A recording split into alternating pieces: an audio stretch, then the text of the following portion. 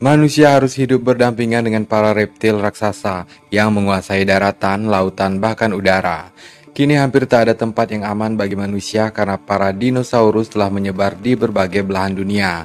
Bahkan mereka mampu bertahan di berbagai suhu ekstrim. Hal yang tak kita temui baik dalam film Jurassic Park maupun sequel terakhirnya Jurassic World Fallen Kingdom.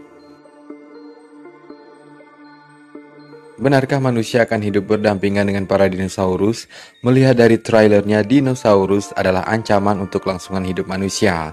Tampak jika binatang prasejarah ini tak ramah dan menyerang manusia. Namun begitupun beberapa scene memperlihatkan para dino yang jinak bahkan mungkin membantu pekerjaan yang dilakukan manusia. Apa yang sebenarnya akan terjadi dalam Jurassic World Dominion? Yuk sama-sama kita uraikan scene demi scene dari trailernya yang mungkin memuat petunjuk penting.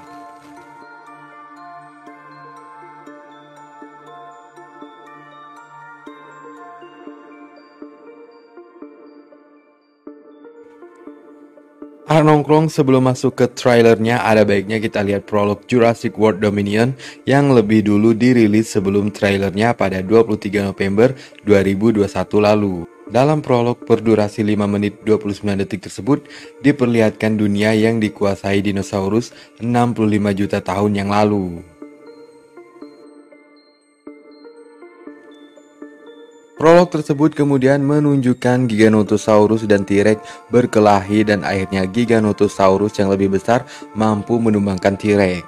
Namun apakah ia benar-benar sudah mati? Sepertinya hal ini meragukan karena terlihat seekor nyamuk mencoba menghisap darah T-Rex yang tak berdaya. Namun urung melakukannya dan memilih terbang. Hal ini mengisyaratkan pergerakan di tubuh T-Rex yang dirasakan nyamuk tersebut dan kemungkinan T-Rex bangkit kembali untuk menyerang Giganotosaurus.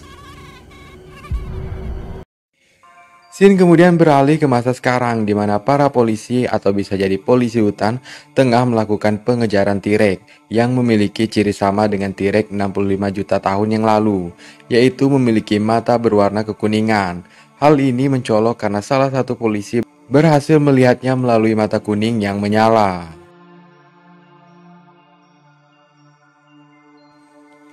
T-Rex kemudian sampai di sebuah bioskop drive-in. Hal ini kemudian menyebabkan kekacauan di tempat itu. Namun yang menarik adalah T-Rex tersebut tampak tidak agresif dan tak menyerang manusia dalam prolognya. Bahkan dari percakapan polisi diketahui jika lepasnya seekor T-Rex seolah bukan perkara yang besar. Salah satu polisi berkata pada rekannya yang gagal menembak T-Rex bahwa T-Rex betina itu tak akan bisa lari selamanya. Hal ini seperti menyeratkan jika lepasnya T-Rex sama halnya seperti lepasnya harimau, beruang, atau binatang buas lain dari kandang binatang. Petunjuk lain juga terdapat pada film kartun yang diputar di mana para karakter menyanyikan lagu dengan kalimat "Let's all go to the lobby". Terkesan bermakna cukup lari dan mengamankan diri di lobi saja.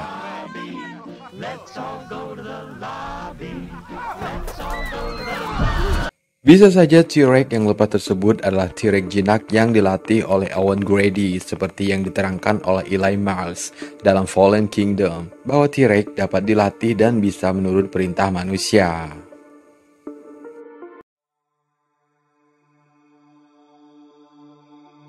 Oke, sekarang kita masuk ke trailernya. Di sini dinampakkan berbagai dinosaurus yang telah menyebar ke berbagai pelosok dunia, di mana Dominion ini merupakan lanjutan dari film Fallen Kingdom yang pada endingnya beberapa spesies dino dilepaskan oleh Maisie Lockwood ke alam bebas. Para dino kemudian menyebar dan berkembang biak setelah 4 tahun.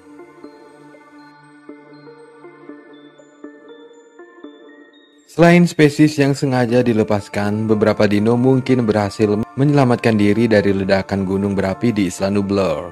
Spesies yang survive sepertinya lebih banyak spesies yang bisa terbang dan spesies yang hidup di dalam air. Selain itu, beberapa para pembeli yang berhasil membawa dinonya dari Lockwood Mansion mungkin berhasil mengembangbiakan dino mereka. Ditambah beberapa sampel dino yang dibawa para peneliti yang bisa menciptakan dino dari rekayasa genetika. Dalam openingnya diperlihatkan kawanan Parasaurolophus tengah berlari di kawasan bersalju. Owen kemudian mengikuti mereka dengan kuda. Di sini, Parasaurolophus tampak jinak. Mereka bukanlah ancaman, bahkan dino ini tampak berlarian dengan kuda yang menandakan mereka mampu beradaptasi dengan baik di dunia modern. Dino ini merupakan dino herbivora, namun yang menjadi pertanyaannya, apakah Parasaurolophus dan beberapa jenis dino lainnya yang hidup di tempat dingin bersalju benar-benar dapat bertahan di sana? Baik dalam series Jurassic World maupun Jurassic Park, ini adalah pertama kalinya dinosaurus dinampakkan dalam lingkungan yang dingin, karena sebelumnya mereka hanya terlihat di lingkungan tropis. Namun telah dikonfirmasi oleh berbagai komunitas ilmiah jika spesies dinosaurus tertentu memang hidup di cuaca yang lebih dingin seperti Greenland, Antartika, dan Alaska.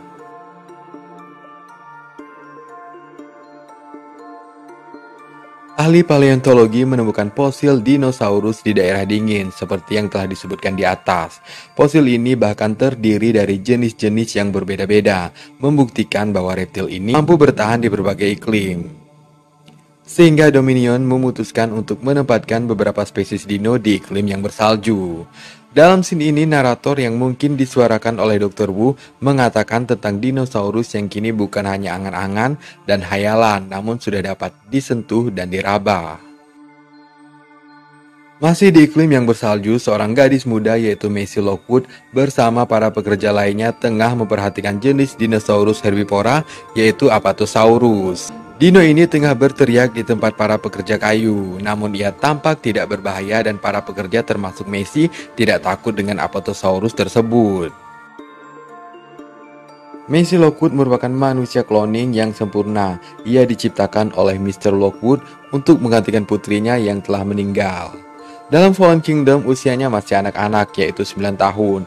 Namun setelah 4 tahun berlalu, kini usianya adalah 13 tahun. Ia jugalah yang telah melepas para dino dari Lockwood Manor. Setelah 4 tahun berlalu, Blue yaitu jenis dino Velociraptor yang berhasil Owen latih tampak telah berkembang biak. Ia memiliki seekor anak. Owen kembali bertemu dengannya dan Blue tampak masih mengenali Owen.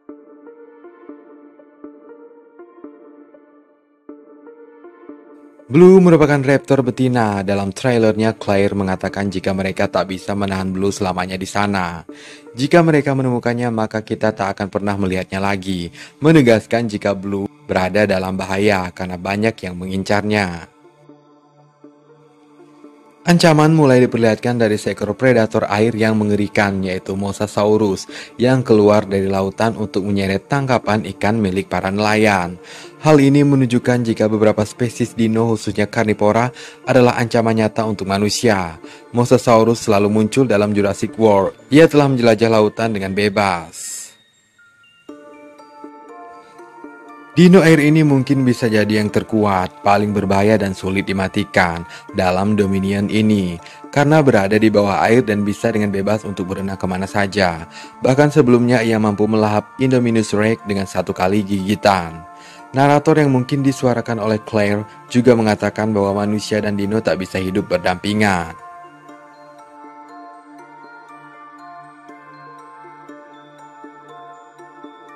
Tiga karakter dari Jurassic Park muncul dalam Dominion ini, yaitu Ian Malcolm yang menjadi pemeran utama di The Lost World, kemudian Alan Grant dalam Jurassic Park 3, serta Ellie Sattler. Ketiganya kembali bersama setelah film aslinya dirilis 29 tahun lalu. Mereka ditugaskan kembali untuk menghadapi para dinosaurus yang mengancam keselamatan manusia. Uniknya, series Jurassic Park maupun Jurassic World selalu mengambil latar belakang waktu yang sama seperti tahun saat filmnya dirilis. Jurassic Park 1993, The Lost World 1957, Jurassic Park 3 2001, Jurassic World 2015, Fallen Kingdom 2018, dan Dominion 2022.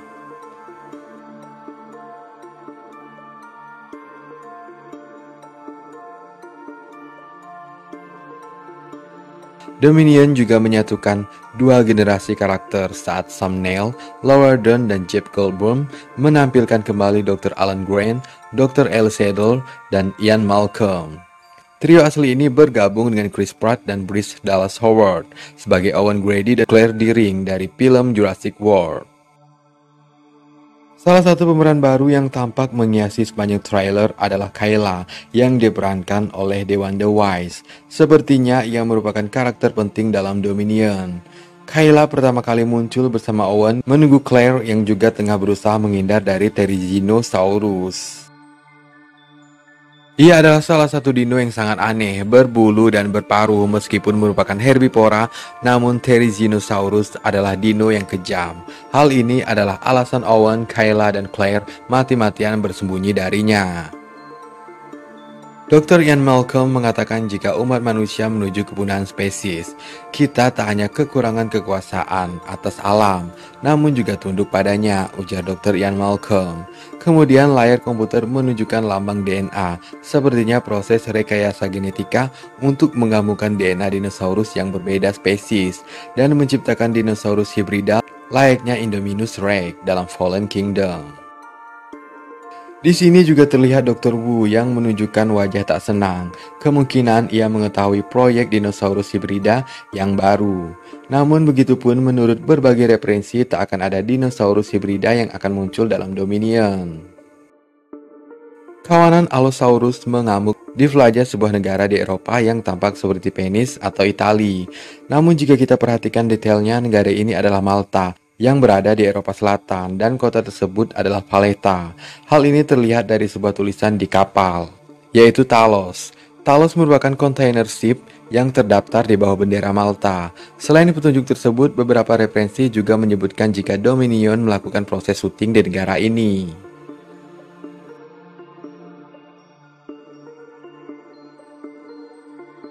Selain di daratan dan perairan, ternyata dino juga menguasai udara.